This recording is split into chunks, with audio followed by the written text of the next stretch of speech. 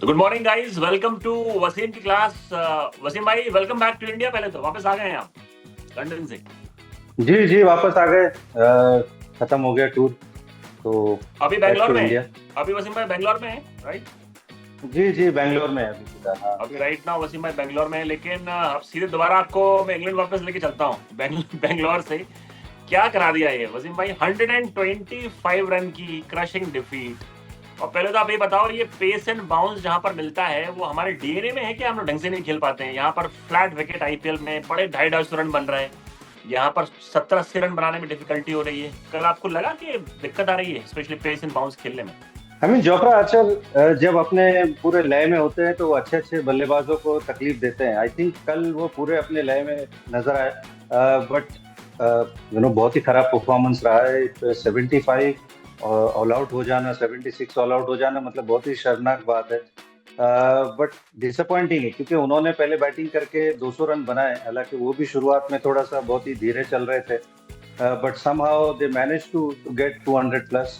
But जिस तरह से हमने रिप्लाई किया, क्योंकि बाद में तो थोड़ी कंडीशंस और बेटर हो जाती है, तो उस लिहाज से तो बहुत ही खराब परफॉर्मेंस रहा है। पेस एंड बाउंस से आई थिंक हम लोग जोफ्रा आर्चर को और बाकी सारे गेंदबाजों को इंडिया में खेलते ही है। ऐसा नहीं कि थोड़ा पेस एंड बाउंस मिलता है। ये इंडियन टीम अब फास्ट बॉलिंग बहुत बेटर खेलने लग गई है। बट समाओ कल का जो शो था वो बहुत ही डिसअपॉइंटिंग था और बहुत ही शर्मनाक था एक तरह से। सीरियसली। और क्या है, मैच के बाद जब प्रेजेंटेशन हुई तो श्रेयस अय्यर का एक मैं स्टेटमेंट सुना, तो उन्होंने बोला ये 200 रन का विकेट नहीं था, तो ऑब्वियसली हमारा परफॉर्मेंस बड़ा पुअर था। तो क्या पहले हाफ में ही हम लोग, और हाँ सबसे इम्पोर्टेंट, पिच रीड करना हम लोग कितना गलती कर रहे हैं? गंभीर ने बोला कि होता है यार, कभी कभी पिच आप गलत रीड कर जाते हैं, और हम लोग आइलैंड दौरे से we are reading the wicket poorly. बिल्कुल। आई मीन ऑब्वियसली ये कंडीशंस हमारे लिए थोड़ी सी वो है, फॉरेन है। बट हम लोग फिर भी इंग्लैंड बार बार खेलते रहते हैं। लास्ट सीजन भी हम लोग थे यहाँ पर। तो बार बार तो ये नहीं होना चाहिए, बट इवेंचुअली आप T20 क्रिकेट में आप टॉस जीत के बॉलिंग ही करते हो, नो मैटर क्या हो। अ, तो आप ज्यादातर टाइम पे आप कोशिश करते हो कि आप रन चेस करो। तो उस लिहाज से मेरे ख्याल से हमारा डिसीजन तो शायद चेंज नहीं होता, बट हाँ मे भी हम लोग बॉलिंग बेटर कर सकते थे। हम लोग उनको 180 के आसपास रोक सकते थे। शुरुआत में अच्छी गेंदबाजी की, बट उसके बाद में जिस तरह से हमने 200 रन करवा दिए, उस लिहाज से मुझे लगता है कि हमारी गेंदबाजी उस तरह से नहीं। और गेंदबाजी हमारा वीक पॉइंट है, ये बात हमने पहले भी डिस्कस की है कि अब बुमराह नहीं है। वो स्पिन का जो टैंडम में हमारे स्पिनर डालते थे, वो कहीं ना कहीं थोड़ा सा एक्सपोज हो रहा है। वरुण उतने अपनी लय में नहीं है। आपने बिश्नोई का वो देख ही लिया। बिश्नोई पे मेरे ख्याल से ऑब्वियसली अब कॉन्फिडेंस नहीं होगा कि उनको वापस से खिलाया जाए। तो कहीं ना कहीं वो लूप होल्स हमारी बॉलिंग में नजर आ रहे हैं। तो the other guys I think need to step up. Arshdeep हो गए, हर्षित हो गए, they have to step up. और कहीं ना कहीं वो बुमराह की कमी आपको पूरी करनी होगी। वैसे भाई, लेकिन एक चीज जो हम लोग आईपीएल से नोटिस कर रहे थे और आपने लगातार बोला भी है कि ये प्रिंस यादव बड़ा ही इंप्रेसिव लड़का है। इसके अंदर वो टेम्परमेंट है। कल भी क्या बॉलिंग करी, 4 ओवर, हर जगह रन पट रहे हैं, 30 रन, 2 विकेट, और वो बटलर को जैसे बोल्ड किया है इस लड़के वसीम भाई ना, एक्स फैक्टर लंबा खेलने का। नहीं नहीं, बिल्कुल दम है और तेज डालते हैं। वेरिएशन भी बहुत बढ़िया है। टेम्परामेंट है, वो हार्ट है उनके पास में कि सामने कितना ही बड़ा बल्लेबाज हो वो घबराते नहीं है। और ये हमने देखा आईपीएल के अंदर। और वो कंसिस्टेंट 2 सीजन अच्छा परफॉर्मेंस करने के बाद ही उनको मौका मिला है। तो उनके पास है वो चीज कि वो इंटरनेशनल क्रिकेट में भी सक्सीड हो सकते हैं, और ये उन्होंने दिखाया। लास्ट मैच भी बढ़िया गेंदबाजी की, आज भी बहुत बढ़िया गेंदबाजी की। तो और हैरी ब्रूक का बड़ा विकेट लिया, बटलर का बड़ा विकेट लिया। तो इस लड़के के अंदर दम है वाकई में। और वो जैसे वो स्किडी कस्टमर है वसीम भाई, पहली ही बॉल जब हैरी ब्रूक ने खेली तो वो आउट ऑफ प्लेस से मैं जो पैड में लगी आके उसके, तो लग रहा है इस बंदे में किसी को भी बीट कर सकता है। लेकिन मैच के इतर बात करना चाहता हूँ। ऑब्वियसली बुरी तरह हम लोग मैच हार गए। संजू सैमसन का डिस्कशन पूरे इंडिया में चल रहा है। हमने लास्ट शो में भी बात करी थी कि भैया संजू सैमसन को आपने बोला था कि बिल्कुल खिलाना चाहिए, वो तो वैभव की वजह से हो रहा है। संजू सैमसन को ड्रॉप किया गया है फॉर द जिम्बाब्वे टूर। लेकिन फिर ऐसा बोला जा रहा है, बीसीसीआई ने ऑफिशियली नहीं बोला है, लेकिन ऐसी खबरें हैं कि बीसीसीआई ने फ्रिंज सीरीज मानकर उनको ड्रॉप किया है। तो पहली बात तो भैया, ऐसा कौन सा वो क्रिकेट इतना लंबा खेल रहा है तो उसको ब्रेक की जरूरत थी? क्योंकि सितंबर में we are playing Asia Games in Japan, तो उस स्क्वाड में वो हैं। बोला नहीं है बीसीसीआई ने, तो ऑफिशियली नहीं बोला है, ये ऐसी बातें आ रही हैं कि सोर्सेज आर सेइंग दिस। पहली बात तो ड्रॉप करने वाला डिसीजन आपको कैसा लगा, व्हाटएवर इट इज? नहीं, बिल्कुल बिल्कुल डिसअपॉइंटिंग है, क्योंकि इंडियन टीम से डिसअपॉइंट मतलब ड्रॉप हुए हैं, और उसके बाद में अब ये अगली सीरीज में वो ड्रॉप होते हैं, तो कहीं ना कहीं वो संकेत नजर आते हैं, हो सकता है, आई एम श्योर कि आई होप कि बीसीसीआई ने वो उनके साथ कम्युनिकेशन की होगी, बट कहीं ना कहीं आपको वो धक्का तो लगता है, क्योंकि आप मैन ऑफ द टूर्नामेंट थे, आपने इंडियन टीम को मैचेस जिताया, आईसीसी इवेंट जिताया, सिंगल हैंडेडली जिस तरह से परफॉर्म किया है, उसके बाद आपके 3-4 फेलियर हो जाते हैं और आप टीम से बाहर हो जाते हो। वी अंडरस्टैंड कि हमारे पास बहुत टैलेंट है बैटिंग का, but Sanju Samson is a special player, और इस फॉर्मेट में होता है कि आप इतने हाई रिस्क क्रिकेट खेलते हो तो आपकी फेलियर्स होगी, बट लेकिन आप जिस दिन चलोगे उस दिन संजू सैमसन जैसा प्लेयर मैच जिता जाता है आपको, तो उनको धक्का तो लगा होगा। एंड हमने ये बात की भी थी कि we don't want to see the end of Sanju Samson, चाहे वैभव सूर्यवंशी का कितना ही हाइप बना हो, अब जब वैभव सूर्यवंशी 2 इनिंग में आउट हो गए तो आप we are talking about Sanju Samson, और ये बात हमने पहले भी की हुई थी कि आप वैभव का हाइप बन रहा था, अब वैभव को खिलाया है, अनफॉर्चुनेटली वो सक्सेस नहीं रन बना पाया, तो हम संजू की बात कर रहे हैं, तो ये तो चीजें होने ही वाली है, क्योंकि दोनों ही बहुत ही स्पेशल प्लेयर है, तो आई थिंक कहीं ना कहीं वो कंटिन्यूटी होनी चाहिए वैभव, क्योंकि हमारे 1-2-3 इतने अच्छे फॉर्म में है, इवन दो हम अब ये लास्ट 4 मैच हार गए हैं, बट स्टिल ईशान किशन, अभिषेक शर्मा, संजू सैमसन और वैभव सूर्यवंशी, आप किसी को भी खिला लो, बट संजू सैमसन ने जो किया है वो उसको नजरअंदाज नहीं किया जा सकता। वैसे भाई एशिया कप आपको लास्ट ईयर याद होगा, जब हम लोग जीते थे पाकिस्तान से, वहां पर हम लोग संजू को एज अ फिनिशर भी हम लोग ने यूज किया, उसको कैसे भी करके स्क्वाड में खिला रहे थे, तो डोंट यू थिंक अगर मान लीजिए ओपनिंग स्लॉट आपने बुक कर दिया, you are looking towards future के वैभव और अभिषेक से करा लो, इसको नंबर 3 पे खिला लो संजू को, या फिर कहीं finishing, can we think about that in future? Sanju को अगर खिलाना ही है, आई मीन थोड़ा आउट ऑफ प्लेस हो जाएगा मेरे हिसाब से सौरभ, क्योंकि आपको 1-2-3 आपको पता है कि फिक्स है, 4 नंबर पे श्रेयस खेलते हैं, 5 पे तिलक वर्मा खेलते हैं, 6 पे आपको पता है कि जब हार्दिक फिट होंगे तो वो आएंगे, या फिर आप अक्सर को एज अ फ्लोटर आप खिलाते हो, तो देन अगेन बहुत आउट ऑफ प्लेस हो जाएगा, और हमको पता है कि संजू सैमसन टॉप ऑर्डर में क्या कर सकता है, how destructive he can be, जब वो अच्छा खेलता है तो वो बड़े स्कोर बनाता है और मैच विनिंग नॉक्स खेलता है, तो अगेन मुझे ऐसा लगता है कि सिर्फ संजू को खिलाने के लिए मिडिल ऑर्डर में खिलाना will be a wrong decision मेरे हिसाब से। मतलब खिलाओ तो टॉप में खिलाओ, अदरवाइज सेंस नहीं बनता उस चीज का, राइट? उनकी यूटिलाइजेशन प्रॉपर नहीं हो पाएगा संजू का। नहीं, खिला पहली बात तो खिलाना चाहिए, हमने ये बात की थी कि वैभव बिल्कुल बहुत ही डिजर्विंग कैंडिडेट है, but he has to wait, हमने ये बात की थी कि he has to wait for his opportunity, आप सिर्फ या फिर अदरवाइज थोड़ी सी इनसिक्योरिटी सी क्रिएट हो जाती है कि इसको बाहर कर दिया फॉर नो रीजन, या उसको बाहर कर दिया किसी को अकोमोडेट करने के लिए। I think that process needs to be very organic, थोड़ा सा उस तरह से होना चाहिए कि सबको पता है कि भैया हाँ क्या हो रहा है टीम के अंदर। ट्रू। अब मैं ऑलमोस्ट 4 मैच हो गए, 2 आयरलैंड में और 2 हाफ मैच यहाँ खेल लिए हैं। श्रेयस अय्यर थोड़े से, जो मैं सोशल मीडिया का कन्वर्सेशन है, जो भी मैं इनकी रेटिंग कर रहा हूँ, मैं आपसे जानना चाहता हूँ, what do you think about Shreyas जैसे रिएक्ट कर रहे हैं आफ्टर हारने के बाद? जैसे एक सेंटेंस उनका थोड़ा मुझे लगा डायरेक्ट था, बिश्नोई की तरफ लगातार ऐसी बातें बोलना कि वी ऑल नो किसकी गलती थी। जनरली कैप्टन नहीं करते हमारे, मतलब कलेक्टिव फेलियर होता है, अगर गलती सबसे होती है। फिर आके उन्होंने टॉस पे बोला भी कि कोई बात नहीं, मेरी बात हुई है बिश्नोई से, ही इज डूइंग फाइन।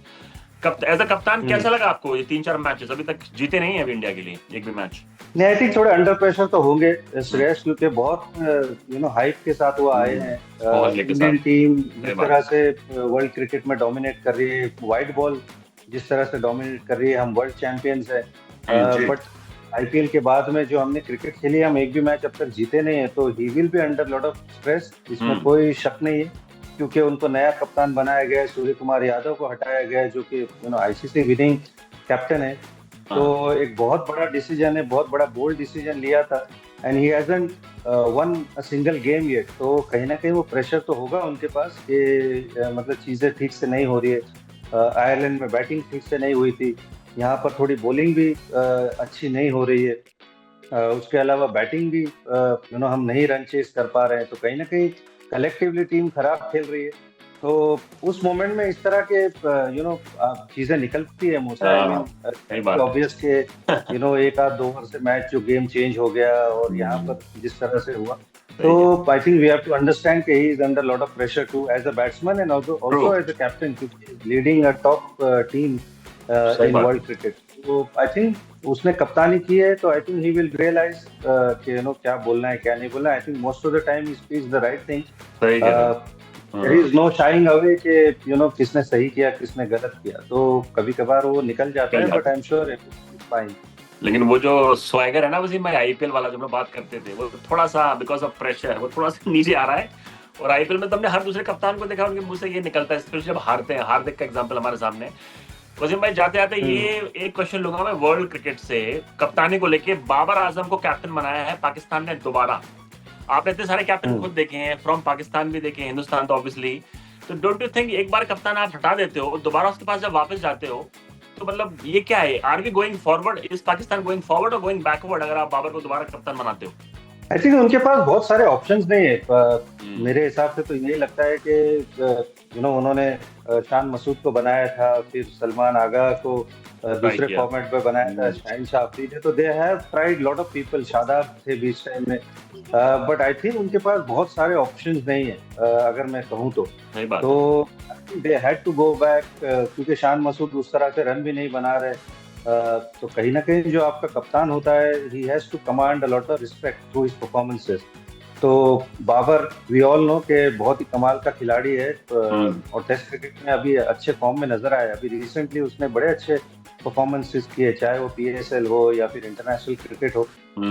और कप्तानी कर चुका है, even though he made some mistake, और हर एक से गलतियां तो हर एक से होती है। And I am sure the next chapter as a captain Babar का अगर होगा, तो he must have learn from his mistakes and he should do the things in a better way, मेरे हिसाब से। क्योंकि टैलेंट की कमी नहीं है पाकिस्तान पे। I think you just need to mentor the players, और राइट सिलेक्शन करे और राइट इंटेंट से क्रिकेट खेले।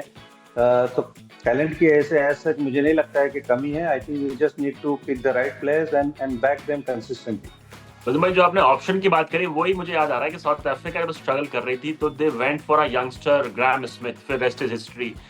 इंडिया ने भी एमएस धोनी को ट्राई किया, लेकिन ये दोनों क्वालिटी प्लेयर थे, वो जानते थे ये हर फॉर्मेट में खेलेंगे, अच्छा करेंगे। पाकिस्तान के साथ वही प्रॉब्लम है, उनके पास कोई यंगस्टर ऐसा नजर नहीं आ रहा जो कि स्किलफुल इनफ हो कि टीम में भी जगह बना ले अपनी जगह। That's why they are going back to him. कोई ऐसा नजर नहीं आ रहा उन्हें यंगस्टर, यार ये लड़का सुप्रीमली टैलेंटेड है, इसको दे दो कप्तानी। ऐसा हो सकता है?